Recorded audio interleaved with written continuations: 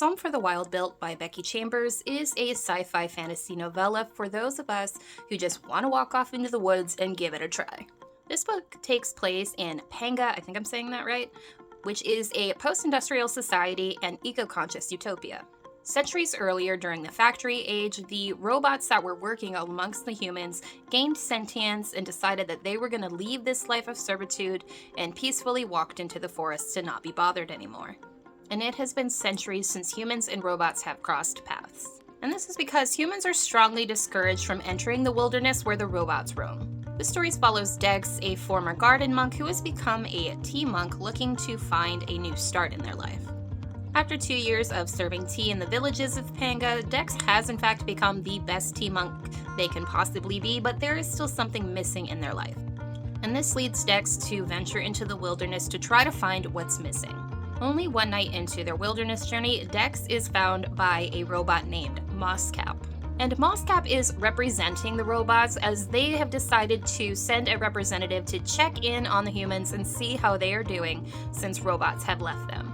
So Dex decides they're going to continue on their self-discovery journey, but agrees when Mosscap asks if they can accompany Dex to a monastery in the deep forest. And along the way, Mosscap can gather some information on humans via Dex. I rated A Song for the Wild Built 3 stars. It was nice, it was cozy, it was utopian, it was sweet. While I enjoy the idea of this post-industrial utopian society, I really wish we had spent more time with it. This is a novella and very short, but I really would have preferred a lot more world building. I think it was very interesting. For characters, we really only have 2 dominant characters, Dex and Mosscap, and I really enjoyed Mosscap. They reminded me of EZ from Star Wars, and that's kind of the voice I had going for Mosscap the entire time. I thought Mosscap was quite funny and charming. Dex, however, was basically anyone in their late 20s, early 30s, really questioning where they are, what they're doing, and why in life. Why do I feel so empty? Why am I so ungrateful? You know, all the bangers that keep you awake at 3 a.m.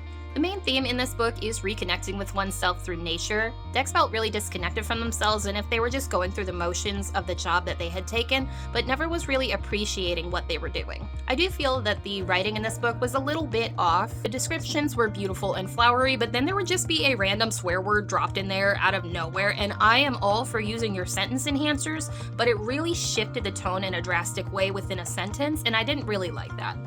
I felt that this kind of language was too blunt and too contemporary for the utopian society we were spending our time in, and it didn't mesh with the otherwise whimsical vibe of the book.